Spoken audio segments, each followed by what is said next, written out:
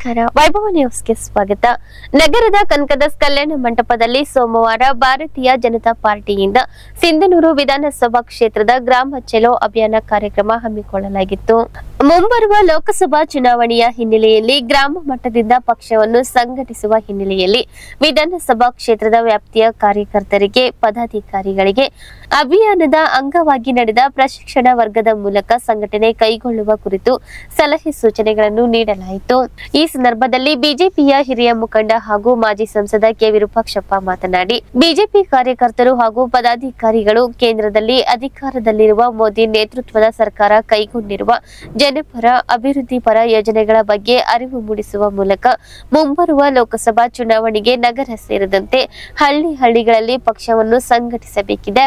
ಈ ನಿಟ್ಟಿನಲ್ಲಿ ಎಲ್ಲರೂ ಒಮ್ಮತದಿಂದ ಕೆಲಸ ಮಾಡಿ ಪಕ್ಷವನ್ನು ಬಲಪಡಿಸೋಣ ಎಂದು ಕರೆ ನೀಡಿದರು. ಬಿಜೆಪಿ ಮುಖಂಡ ಕೆ ಕರಿಯಪ್ಪ ಮಾತನಾಡಿ, ಕಳೆದ ಸಿಂಧನೂರು ವಿಧಾನಸಭಾ ಕ್ಷೇತ್ರದ ಚುನಾವಣೆಯಲ್ಲಿ ಕ್ಷೇತ್ರ ವ್ಯಾಪ್ತಿಯಲ್ಲಿ ಅತಿ ಕಡಿಮೆ ಅವಧಿಯಲ್ಲಿಯೂ ಪಕ್ಷದ ಪದಾಧಿಕಾರಿಗಳು, ಮುಖಂಡರು ಹಾಗೂ ಕಾರ್ಯಕರ್ತರು ಅತ್ಯಂತ ಉತ್ಸಾಹದಿಂದ, ಒಗ್ಗಟ್ಟಿನಿಂದ ಕೆಲಸ ಮಾಡಿದ ಕಾರಣ ಹೆಚ್ಚಿನ ವೋಟುಗಳನ್ನು ಪಡೆಯಲು ಸಾಧ್ಯವಾಗಿದೆ. ಅದೇ ರೀತಿ ಮುಂಬರುವ ಕೊಪ್ಪಳ ಲೋಕಸಭಾ ಚುನಾವಣೆಯಲ್ಲಿಯೂ ಪಕ್ಷದ ಅಭ್ಯರ್ಥಿಯ ಪರ ಕಂಕಣಬದ್ಧರಾಗಿ ಕೆಲಸ ಮಾಡುವ ಮೂಲಕ ಶಕ್ತಿ ಪ್ರದರ್ಶಿಸುವಂತೆ ಹೇಳಿದರು. ಬಿಜೆಪಿ ಜಿಲ್ಲಾ ಪ್ರಧಾನ ಕಾರ್ಯದರ್ಶಿ ಶರಣಪ್ಪ ಗೌಡ ನಕುಂದಿ, ಜಿಲ್ಲಾ ಪಂಚಾಯತ್ ಮಾಜಿ ಅಧ್ಯಕ್ಷೆ ಆದಿಮನಿ ವೀರಲಕ್ಷ್ಮಿ, ನಗರ ಯೋಜನಾ ಪ್ರಾಧಿಕಾರದ ಮಾಜಿ ಅಧ್ಯಕ್ಷ ಅಮರೇಗೌಡ ವೀರಪಾಪುರ್, ನಿರುಪಾದಿ ಜೋಳದರಾಶಿ, ಪಿಕಾರ್ಡ್ ಬ್ಯಾಂಕ್ ಅಧ್ಯಕ್ಷ ಎಂ ದೊಡ್ಡಬಸವರಾಜ್, ಮಧ್ವರಾಜ್ ಆಚಾರ್, ಶೈಲಜಾ ಷಡಕ್ಷರಪ್ಪ, ಯುವ ಘಟಕದ ರವಿಕುಮಾರ್ ಉಪ್ಪಾರ್ ಸೇರಿದಂತೆ ಇನ್ನಿತರ ಮುಖಂಡರು, ಪದಾಧಿಕಾರಿಗಳು ಹಾಗೂ ಕಾರ್ಯಕರ್ತರಿದ್ದರು. ಜೆಜೆಎಂ ಯೋಜನೆ ಕಾಮಗಾರಿಯು ಗುಣಮಟ್ಟದೊಂದಿಗೆ ಕಾಲಮಿತಿಯಲ್ಲಿ ಪೂರ್ಣಗೊಳ್ಳಬೇಕು ಎಂದು ಮಸ್ಕಿ ಶಾಸಕ, ಖಾದಿ ಮತ್ತು ಗ್ರಾಮೋದ್ಯೋಗ ಮಂಡಳಿ ಅಧ್ಯಕ್ಷ ಆರ್ ಬಸನಗೌಡ ತುರ್ವಿಹಾಳ್ ಅಧಿಕಾರಿಗಳಿಗೆ ಸೂಚನೆ ನೀಡಿದರು. ರವಿವಾರ ಜೆಜೆಎಂ ಯೋಜನೆಯಡಿ ತಾಲೂಕಿನ ವೀರಪಾಪುರ ಗ್ರಾಮದಲ್ಲಿ 1.78 ಕೋಟಿ, ಅರಳಹಳ್ಳಿ ಗ್ರಾಮದಲ್ಲಿ 89.51 ಲಕ್ಷ ರೂಪಾಯಿಗಳ ಕುಡಿಯುವ ನೀರಿನ ಸರಬರಾಜು ಯೋಜನೆಗೆ ಭೂಮಿ ಪೂಜೆ ನೆರವೇರಿಸಿ ಅವರು ಮಾತನಾಡಿದರು. ಪ್ರತಿ ಹಳ್ಳಿಯ ಪ್ರತಿ ಮನೆಗೂ ಶುದ್ಧ ಕುಡಿಯುವ ನೀರು ಪೂರೈಕೆ ಮಾಡುವ ಉದ್ದೇಶದಿಂದ ಜಲಜೀವನ ಮಿಷನ್ ಯೋಜನೆ ರೂಪಿಸಲಾಗಿದೆ. ಕಾಮಗಾರಿ ಗುಣಮಟ್ಟದ ಬಗ್ಗೆ ಗ್ರಾಮಸ್ಥರು ನಿಗಾ ವಹಿಸಬೇಕು. ಕೆಲಸ ಪೂರ್ಣಗೊಂಡ ನಂತರ ಕಳಪೆಯಾಗಿದೆ ಎಂದು ಆರೋಪಿಸುವುದರಲ್ಲಿ ಅರ್ಥವಿಲ್ಲ. ಎಲ್ಲಿಯಾದರೂ ಕಳಪೆ ಕಂಡು ಬಂದರೆ ಕೂಡಲೇ ತಮ್ಮ ಗಮನಕ್ಕೆ ತರಬೇಕೆಂದು ಮನವಿ ಮಾಡಿದರು. ಈ ಸಂದರ್ಭದಲ್ಲಿ ಕೆಪಿಸಿಸಿ ಸದಸ್ಯ ನಲ್ಲ ವೆಂಕಟೇಶ್ವರರಾವ್, ವೀರಪಾಪುರ ಗ್ರಾಮ ಪಂಚಾಯತ್ ಅಧ್ಯಕ್ಷೆ ಲಕ್ಷ್ಮೀ ಬುಡ್ಡಪ್ಪ, ಉಪಾಧ್ಯಕ್ಷೆ ದೇವಮ್ಮ ಆದ್ಯಪ್ಪ, ಮಸ್ಕಿ ಗ್ರಾಮೀಣ ಘಟಕದ ಅಧ್ಯಕ್ಷ ಹನುಮಂತಪ್ಪ ಮುದ್ದಾಪುರ್, ಶಶಿಕಲಾ ಭೀಮರಾಯ್, ತಾಲೂಕಾ ಪಂಚಾಯತ್ ಮಾಜಿ ಸದಸ್ಯ ನಿಂಗಪ್ಪ, ಕಾಂಗ್ರೆಸ್ ಮುಖಂಡರಾದ ಚಂದ್ರೇಗೌಡ ವೀರಪಾಪುರ್, ಸಿದ್ದನಗೌಡ ಮಲ್ಲಾಪುರ್, ಶೇಖರಗೌಡ ದೇವರಮನೆ, ಗ್ರಾಮ ಪಂಚಾಯತ್ ಸದಸ್ಯರಾದ ಗೋಪಿ, ಅಂಬಮ್ಮ, ಎಪಿಎಂಸಿ ಮಾಜಿ ನಿರ್ದೇಶಕ ಹುಲಿಗಪ್ಪ ಉಪ್ಪಲದೊಡ್ಡಿ, ದೇವರಾಜ್, ಸಣ್ಣಮಲ್ಲಪ್ಪ, ಜಿಲ್ಲಾ ಪಂಚಾಯತ್ ಉಪ ವಿಭಾಗದ ಎಡಬ್ಲ್ಯೂ ಶಿವಪ್ಪ ಹೈವಳೆ, ಜೆಇ ಮೌನೇಶ್, ಪಿಡಿಒ ಹುಚ್ಚಪ್ಪ, ಗುತ್ತೇದಾರ್ ಗಂಗಾಧರ್ ಸೇರಿದಂತೆ ಅನೇಕರಿದ್ದರು. ವಿದ್ಯಾರ್ಥಿಗಳಲ್ಲಿ ಶಿಸ್ತು ಮೂಡಿಸುವಲ್ಲಿ ಸ್ಕೌಟ್ಸ್ ಮತ್ತು ಗೈಡ್ಸ್ನ ಪಾತ್ರ ದೊಡ್ಡದಿದೆ ಎಂದು ರಾಜ್ಯ ಮುಖ್ಯ ಆಯುಕ್ತ ಪಿಜಿಆರ್ ಸಿಂಧ್ಯಾ ಹೇಳಿದರು. ಅವರು ಭಾರತ್ ಸ್ಕೌಟ್ ಮತ್ತು ಗೈಡ್ಸ್ನಿಂದ ಶ್ರೀಕೃಷ್ಣ ದೇವರಾಯ ವಿದ್ಯಾಸಂಸ್ಥೆಯಲ್ಲಿ ಹಮ್ಮಿಕೊಂಡಿದ್ದ ಕಬ್ masters, flag leaders, scout masters ಮತ್ತು ಗೈಡ್ ಕ್ಯಾಪ್ಟನ್ಗಳ ಜಿಲ್ಲಾ ಮಟ್ಟದ ಮೂಲ ತರಬೇತಿ ಸಮಾರೋಪ ಸಮಾರಂಭದಲ್ಲಿ ಉದ್ಘಾಟಿಸಿ ಮಾತನಾಡಿದರು. ವಿದ್ಯಾರ್ಥಿಗಳಲ್ಲಿ ಉತ್ತಮ ಮೌಲ್ಯಗಳನ್ನು ಬೆಳೆಸುವಲ್ಲಿ ಸ್ಕೌಟ್ಸ್ ಮತ್ತು ಗೈಡ್ಸ್ ಪಾತ್ರ ಹಿರಿಯದಾಗಿದೆ. ರಾಷ್ಟ್ರಭಕ್ತಿ, ರಾಷ್ಟ್ರಪ್ರೇಮ, ಸಮಾಜ ಸೇವೆ, ಸರ್ವಧರ್ಮ ಸಮನ್ವಯತೆ ಕಾಪಾಡಿಕೊಳ್ಳುವ ಸ್ಕೌಟ್ಸ್ ಮತ್ತು ಗೈಡ್ಸ್ ಪಾತ್ರ ಪ್ರಮುಖವಾಗಿದೆ. ಇಲ್ಲಿ ತರಬೇತಿ ಪಡೆದ ಶಿಕ್ಷಕರು ತಮ್ಮ ಶಾಲೆಗಳಲ್ಲಿ ಮಕ್ಕಳಿಗೆ ಉತ್ತಮ ತರಬೇತಿ ನೀಡುವ ಮೂಲಕ ಉತ್ತಮ ನಾಗರಿಕರಾಗಿ ರೂಪಿಸುವ ಜವಾಬ್ದಾರಿ ನಿಮ್ಮ ಮೇಲಿದೆ. ಮುಂದಿನ ದಿನಗಳಲ್ಲಿ ಉತ್ತಮ ಸಮಾಜ ನಿರ್ಮಾಣದಲ್ಲಿ ಸ್ಕೌಟ್ಸ್ ಮತ್ತು ಗೈಡ್ಸ್ ಅಪಾರವಾಗಿರಲಿದೆ ಎಂದರು. ಜಿಲ್ಲಾ ಮುಖ್ಯ ಆಯುಕ್ತ ಬಸವರಾಜ್ ಬೋರಡ್ಡಿ, ಜಿಲ್ಲಾ ಕಾರ್ಯದರ್ಶಿ ಬಸವರಾಜ್ ಗದಗಿನ, ಕೃಷ್ಣದೇವರಾಯ ಶಿಕ್ಷಣ ಸಂಸ್ಥೆಯ ಪ್ರಾಚಾರ್ಯ ಚಂದ್ರಕಲಾ ಪ್ರಕಾಶ್, ಯೋಗ ಗುರೂಜಿ ಎಂ ಭಾಸ್ಕರ್, ದೈಹಿಕ ಶಿಕ್ಷಣ ವಿಷಯ ಪರಿವೀಕ್ಷಕಿ ಪದ್ಮಾವತಿ ರೆಡ್ಡಿ, ಮಸ್ಕಿ ಸಂಸ್ಥೆಯ ಅಧ್ಯಕ್ಷ ಡಾಕ್ಟರ್ ಮಲ್ಲಿಕಾರ್ಜುನ್ ಇತ್ಲಿ, ಕಾರ್ಯದರ್ಶಿ ಶಿವಪ್ಪ, ಶಿವರಾಜ್ ಇತ್ಲಿ, ಮಾನವಿ ಸಂಸ್ಥೆ ಕಾರ್ಯದರ್ಶಿ ರಾಮಲಿಂಗಪ್ಪ, ಸಹ ಕಾರ್ಯದರ್ಶಿ ಮೂರ್ತಿ, ರಾಯಚೂರು ಸಂಸ್ಥೆ ಕಾರ್ಯದರ್ಶಿ ಎನ್ ಶೇಖರ್, ಲಿಂಗಸಗೂರು ಸಂಸ್ಥೆ ಕಾರ್ಯದರ್ಶಿ ಟಿ ಶರಣಪ್ಪ, ಸಿಂಧನೂರು ಸಂಸ್ಥೆ ಕಾರ್ಯದರ್ಶಿ ಬೀರಪ್ಪ ಶಂಭೋಜಿ ವೇದಿಕೆಯಲ್ಲಿದ್ದರು. ಸಿಂಧನೂರು ಸಂಸ್ಥೆ ಅಧ್ಯಕ್ಷ ಎಸ್ ಶರಣೇಗೌಡ ಅಧ್ಯಕ್ಷತೆ ವಹಿಸಿದ್ದರು. ರೈತರ ಖಾತೆಗೆ ಬರ ಪರಿಹಾರ ಬಾರದಿದ್ದರೆ ಉಗ್ರ ಹೋರಾಟ ಮಾಡಲಾಗುವುದು ಎಂದು ಕೆಆರ್ಎಸ್ ಪಕ್ಷದ ಯುವ ಘಟಕದ ರಾಜ್ಯಾಧ್ಯಕ್ಷ ನಿರುಪಾದಿ ಕೆ ಗೋಮರ್ಸಿ ಎಚ್ಚರಿಕೆ ನೀಡಿದರು. ಉತ್ತಮ ಫಸಲು ತೆಗೆಯಬೇಕೆಂಬ ಹಂಬಲದಿಂದ ರೈತ ಸಾಲ ಸೂಲ ಮಾಡಿಕೊಂಡಿದ್ದ. ಈ ವರ್ಷ ಮಳೆ ಕೈಕೊಟ್ಟ ಕಾರಣ ಬೀಜ, ಗೊಬ್ಬರ, ಉಳುಮೆಗೆ ಮಾಡಿದ ಸಾಲ ತೀರಿಸಲಾಗಿದೆ. ಅನ್ನದಾತರು ಪರಿತಪಿಸುತ್ತಿದ್ದಾರೆ. ಈಗಾಗಲೇ ರಾಜ್ಯ ಸರ್ಕಾರ ಬಿಡುಗಡೆ ಮಾಡಿರುವ ಅನುದಾನ ಕಡಿಮೆ ಪ್ರಮಾಣದಲ್ಲಿರುವುದರಿಂದ ರೈತರು ಮಾಡಿದ ಸಾಲ ಬಡ್ಡಿ ಕಟ್ಟಲು ಸಾಕಾಗುವುದಿಲ್ಲ. ರಾಜ್ಯ ಮತ್ತು ಕೇಂದ್ರ ಸರ್ಕಾರ ಹೆಚ್ಚಿನ ಪ್ರಮಾಣದ ಹಣ ಬಿಡುಗಡೆ ಮಾಡಿ ರೈತರ ಮೊಗದಲ್ಲಿ ಮಂದಹಾಸ ಮೂಡುವಂತೆ ಮಾಡಬೇಕು. ಇಲ್ಲದಿದ್ದರೆ ಮುಂದಿನ ದಿನಗಳಲ್ಲಿ ಕೆಆರ್ಎಸ್ ಪಕ್ಷ ಮತ್ತು ರಾಜ್ಯದ ರೈತರ ನೇತೃತ್ವದಲ್ಲಿ ಉಗ್ರ ಹೋರಾಟ ಮಾಡಬೇಕಾಗುತ್ತದೆ ಎಂದು ಕರ್ನಾಟಕ ಸಮಿತಿ ಪಕ್ಷದ ನಿರುಪಾದಿ ಕೆ ಗೋಮರ್ಸಿ ಎಚ್ಚರಿಸಿದರು. ರಾಜ್ಯ ಸರ್ಕಾರ ರಾಜ್ಯದಾದ್ಯಂತ 161 ಬರಗಾಲ ಪೀಡಿತ ತಾಲೂಕುಗಳನ್ನಾಗಿ ಘೋಷಣೆ ಮಾಡಿ 5 ತಿಂಗಳು ಕಳೆದರೂ ಸಹ ಕೇಂದ್ರ ಮತ್ತು ರಾಜ್ಯ ಸರ್ಕಾರದಿಂದ ಆಗಲಿ ಯಾವುದೇ ರೀತಿಯ ರೈತರ ಖಾತೆಗೆ ಹಣ ಜಮಾ ಮಾಡಿಲ್ಲ. ಈ ಬಗ್ಗೆ ರಾಜ್ಯದ ಮುಖ್ಯಮಂತ್ರಿಗಳು ಮೌನ ಮುಂದುವರಿಸುವುದನ್ನು ಬಿಟ್ಟು ರೈತರಿಗೆ ಬರ ಪರಿಹಾರದ ಹಣ ಶೀಘ್ರವಾಗಿ ನೀಡಬೇಕೆಂದು ಒತ್ತಾಯಿಸಿದ್ದಾರೆ. ನಮಸ್ಕಾರ, ನಾನು ನಿರುಪಾದಿ ಕೆ ಗೋಮರ್ಸಿ ಅಂತ ಕರ್ನಾಟಕ ರಾಷ್ಟ್ರ ಸಮಿತಿ ಪಕ್ಷದಿಂದ. ಇವತ್ತು ಏನು ರಾಜ್ಯ ಸರ್ಕಾರ ಬರಪೀಡಿತ ತಾಲೂಕುಗಳನ್ನಾಗಿ ರಾಜ್ಯದ 161 ತಾಲೂಕುಗಳನ್ನ ಘೋಷಣೆ ಮಾಡಿದೆ. ಅದರಲ್ಲೂ ವಿಶೇಷವಾಗಿ ಅತಿ ಹಿಂದುಳಿದಂತ ಏನು ರಾಯಚೂರು ಜಿಲ್ಲೆ, ಅದರಲ್ಲೂ ವಿಶೇಷವಾಗಿ ಕಲ್ಯಾಣ ಕರ್ನಾಟಕ ಏನಿದೆ, ಅದರಲ್ಲಿ ಈ ವರ್ಷ ಮಳೆ ಬಾಧಿತದಿಂದ ಸರಿಯಾದಂತ ಮಳೆ ಬಂದಿಲ್ಲ, ಸರಿಯಾದಂತ ಫಸಲು ಬಂದಿಲ್ಲ.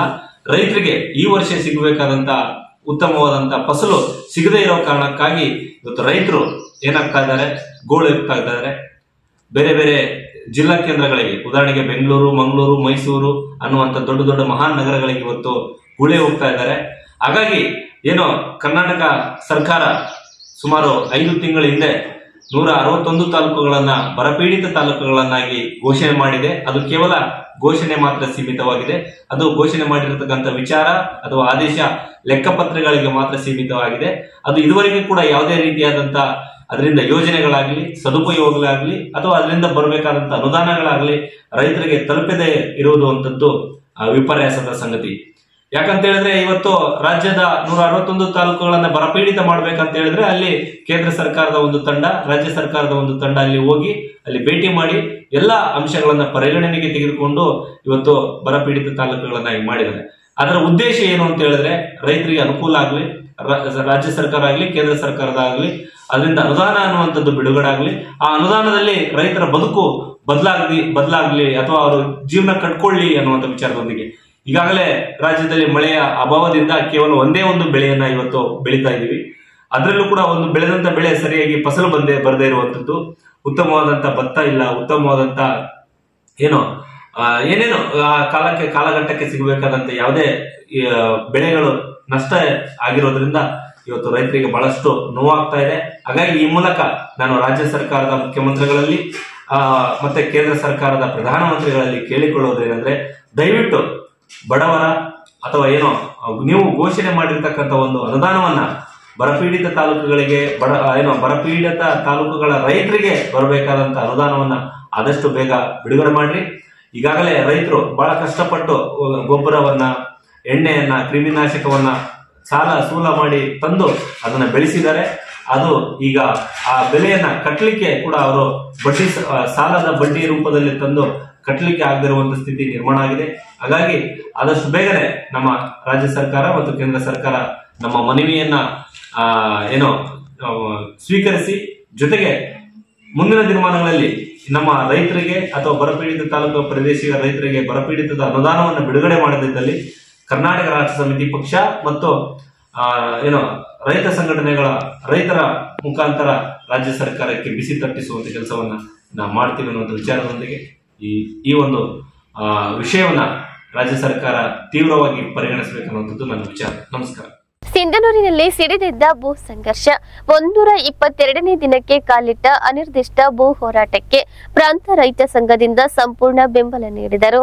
ಸಿಪಿಎಂಎಲ್ ರೆಡ್ ಸ್ಟಾರ್ ಹಾಗೂ ಕರ್ನಾಟಕ ರೈತ ಸಂಘದ ನೇತೃತ್ವದಲ್ಲಿ ನಡೆದ ಜವಳಗೇರ ನಾಡಗೌಡರ ಸರ್ಕಾರಿ ಹೆಚ್ಚುವರಿ ಭೂ ಹಂಚಿಕೆಗಾಗಿ ಸಿಂಧನೂರು ಮಿನಿ ವಿಧಾನಸೌಧದ ಮುಂದೆ ನಡೆದ 122ನೇ ದಿನದ ಭೂ ಹೋರಾಟಕ್ಕೆ ಪ್ರಾಂತ ರೈತ ಸಂಘದ ಹಿರಿಯ ಹೋರಾಟಗಾರರಾದ ಲಿಂಗಪ್ಪ ಪೂಜಾರಿ ಬೆಂಬಲಿಸಿ ಭಾಗವಹಿಸಿ ಮಾತನಾಡಿದರು. ಭೂ ಮಾಲೀಕರ ಕೈಯಲ್ಲಿರುವ ಸರ್ಕಾರಿ ಹೆಚ್ಚುವರಿ ಭೂಮಿಯನ್ನು ಕೂಡಲೇ ತಾಲೂಕಾಡಳಿತ, ಜಿಲ್ಲಾಡಳಿತ ಭೂಹೀನ ಕೃಷಿ ಕಾರ್ಮಿಕರಿಗೆ ಹಂಚಿಕೆ ಮಾಡಲೇಬೇಕು. ಕಳೆದ 122 ದಿನಗಳಿಂದ ಹೊಲದಲ್ಲಿ ಮತ್ತು ತಹಸೀಲ್ದಾರರ ಕಚೇರಿಯ ಮುಂದೆ ನಡೆದಂತಹ ಹೋರಾಟ ಕಾನೂನುಬದ್ಧವಾದದ್ದು. ಅಧಿಕಾರಿಗಳು ನಿರ್ಲಕ್ಷ್ಯ ವಹಿಸದೆ ಜನರಿಗೆ ಹಂಚಿಕೆ ಮಾಡಬೇಕು.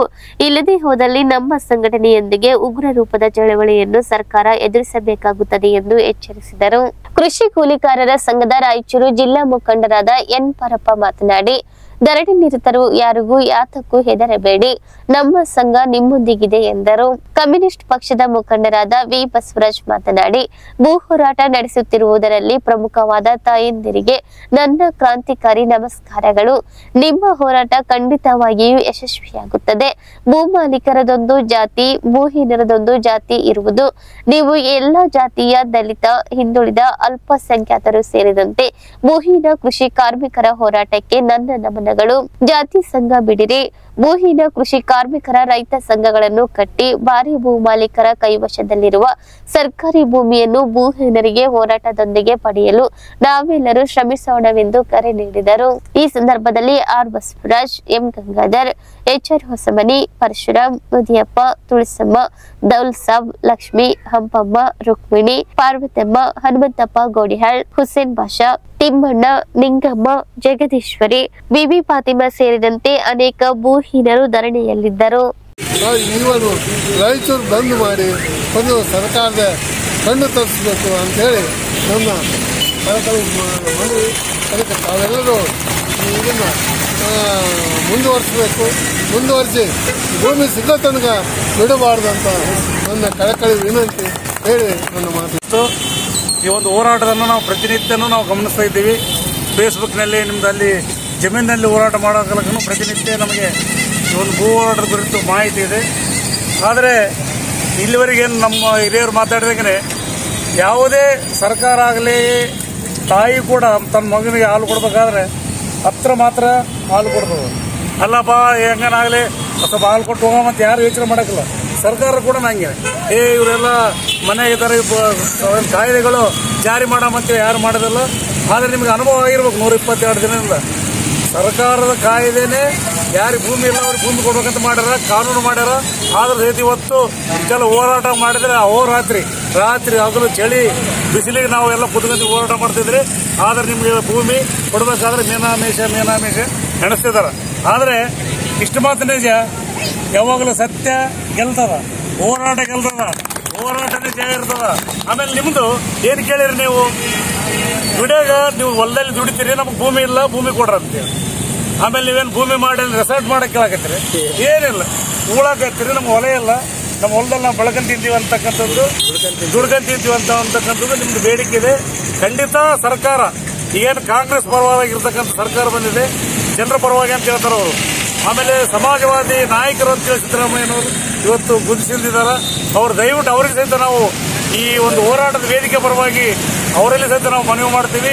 ಇದು ನ್ಯಾಯೋಚಿತ ಬೇಡಿಕೆ ಇದೆ. ರೈತ ಕಾರ್ಮಿಕರ ಬದುಕು ಬವಣೆ ಕಷ್ಟಗಳಿದ್ದಾವೆ. ಇದರಲ್ಲಿ ಅವ್ರು ಅರ್ಥ ಮಾಡಿಕೊಂಡು ಏನೋ ಅವ್ರಿಗೆ ತಕ್ಕಬೇಕಾದಂಥ ಭೂಮಿಯನ್ನ ಕೊಡಲಿಕ್ಕೆ ಸರ್ಕಾರದಿಂದ ಒಂದು ಒತ್ತಡ ಹಾಕಿ ಅಧಿಕಾರಿಗಳಿಗೆ ಸರಿಯಾದ ಒಂದು ವರದಿಯನ್ನು ತರಿಸಿಕೊಂಡು ಈ ಒಂದು ಜವಳಿಗೆರ ಭೂ ರೈತರಿಗೆ ಈ ಒಂದು ಜಮೀನನ್ನು ಹಂಚತಕ್ಕಂತ ಆಗಬೇಕು.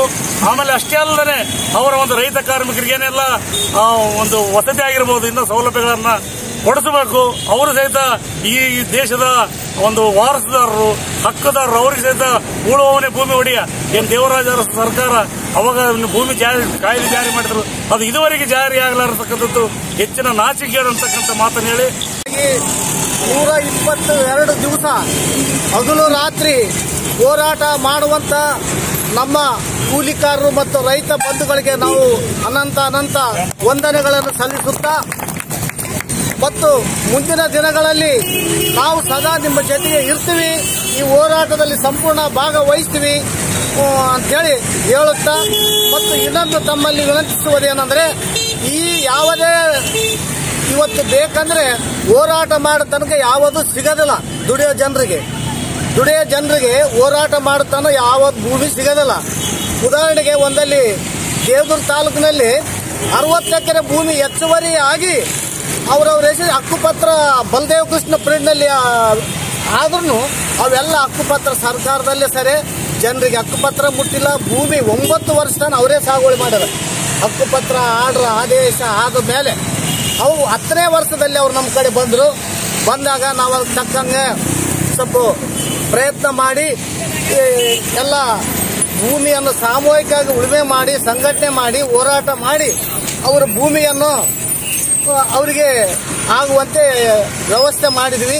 ಅವರು ನಮ್ಮ ಜೊತೆಗೆ ಇದ್ದರೂ ಹೋರಾಟಗಳ ಮಾಡಿದ್ಮ್ಯಾಗ ಆ ಭೂಮಿ ಅವರಿಗೆ ದಕ್ತು. ಯಾಕಂದ್ರೆ ಇವತ್ತು ನಮ್ಮ ಭೂಮಿ ನಮಗೆ ಸಿಗಬೇಕಾದ್ರೆ ಸುಮ್ಕೆ ಬರೋದಿಲ್ಲ. ಯಾವುದೇ ವಸ್ತು ನಾವು ಕಷ್ಟಪಟ್ಟಾಗ ಮಾತ್ರ ನಮ್ಗೆ ಬರ್ತದ. ಅನೇಕ ಕಷ್ಟ ಬರ್ತಾವ, ಅನೇಕ ತೊಂದರೆಗಳಾಗ್ತಾವ, ಲಾಠಿ ಚಾರ್ಜ್ ಆಗ್ತಾವ. ಯಾವುದಕ್ಕೆ ಎದುಗೊಳ್ಳದೆ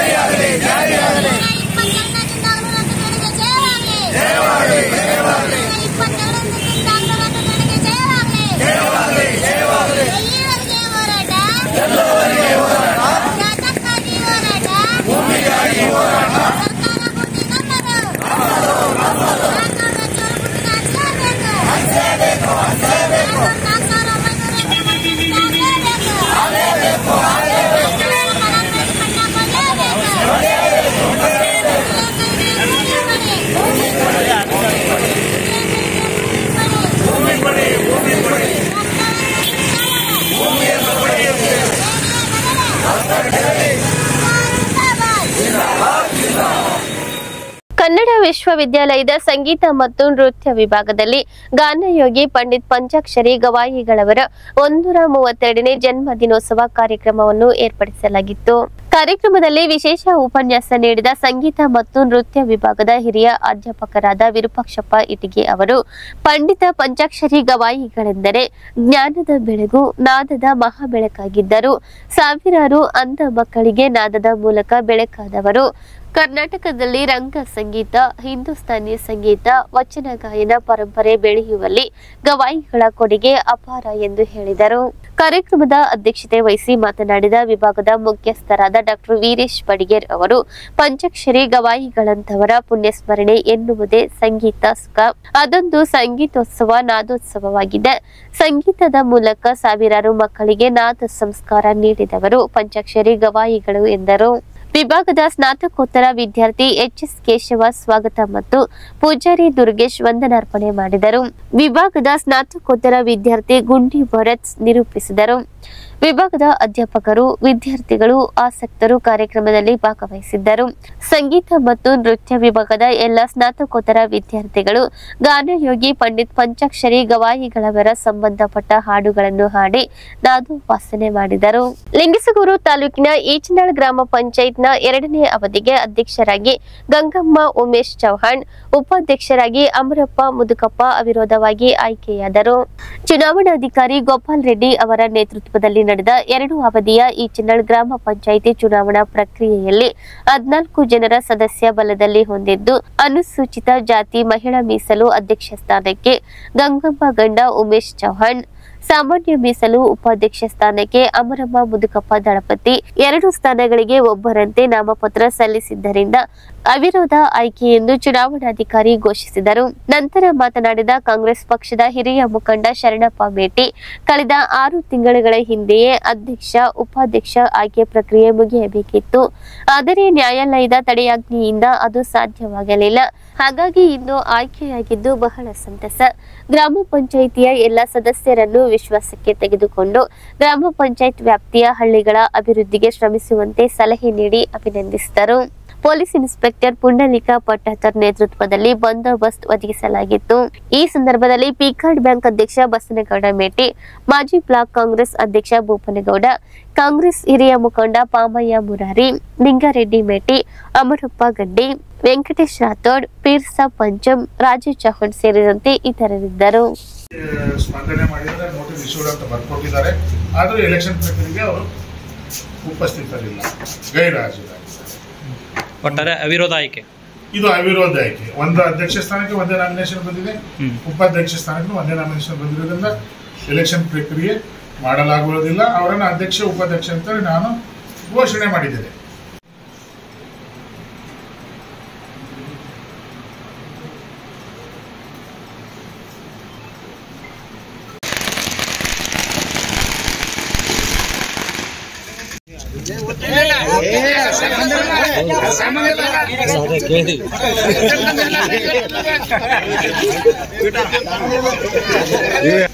ಇಂದಿನ ಕಾರಣಾಂತರಗಳಿಂದ ಚುನಾವಣೆ ಸುಮಾರು 6 ತಿಂಗಳ ಮೊದಲ ಆಗಬೇಕಾಗಿತ್ತು. ಅವತ್ತೂ ಅಧ್ಯಕ್ಷರಾಗಿ ಗಂಗಮ್ಮ ಹಾಗೂ ಉಪಾಧ್ಯಕ್ಷರಾಗಿ ಅಮರಪ್ಪನವ್ರನ್ನ ಅವತ್ತ ನೇಮಕ ಮಾಡಿತ್ತು. ಕೆಲವು ಕಾರಣಾಂತರಗಳಿಂದ ಕೋರ್ಟ್ನಿಂದ ತಡೆಯಾಜ್ಞೆ ಸಲುವಾಗಿ ತೆರವುಗೊಳಿಸಿ ಪುನಃ ಅವರನ್ನು ಇವತ್ತು ಎಲ್ಲ ಗ್ರಾಮದ ಎಲ್ಲ ಪಂಚಾಯಿತಿ ಎಲ್ಲ ಹಿರಿಯ ಮುಖಂಡರ ಸಮಕ್ಷಮದಲ್ಲಿ ಹಾಗೂ ಎಲ್ಲ ಸದಸ್ಯರ ಒಮ್ಮತದ ಮೇರೆಗೆ ಅಧ್ಯಕ್ಷರನ್ನಾಗಿ ಗಂಗಮ್ಮನವನ್ನು ಮತ್ತು ಉಪಾಧ್ಯಕ್ಷರನ್ನಾಗಿ ಅಮರಣ್ಣನವರನ್ನು ಆಯ್ಕೆ ಮಾಡೋದಕ್ಕಾಗಿ ಎಲ್ಲ ಗ್ರಾಮದ ಹಾಗೂ ಪಂಚಾಯಿತಿ ಸದಸ್ಯರಿಗೂ ಮತ್ತು ಎಲ್ಲ ಪಕ್ಷದ ಹಿರಿಯ ಮುಖಂಡರಿಗೂ ಗ್ರಾಮದ ಪರವಾಗಿ ಕೃತಜ್ಞತೆ ಸಲ್ಲಿಸುತ್ತೇವೆ. ಇಲ್ಲಿಗೆ ಇಂದಿನ ವಾರ್ತಾ ಪ್ರಸಾರ ಮುಕ್ತಾಯವಾಯಿತು. ನಿರಂತರವಾಗಿ ವೀಕ್ಷಿಸಿ ವೈಭವ ಟಿವಿ. ವಂದನೆಗಳೊಂದಿಗೆ ದೇವಿಕಾ ಚನ್ನಬಸವ.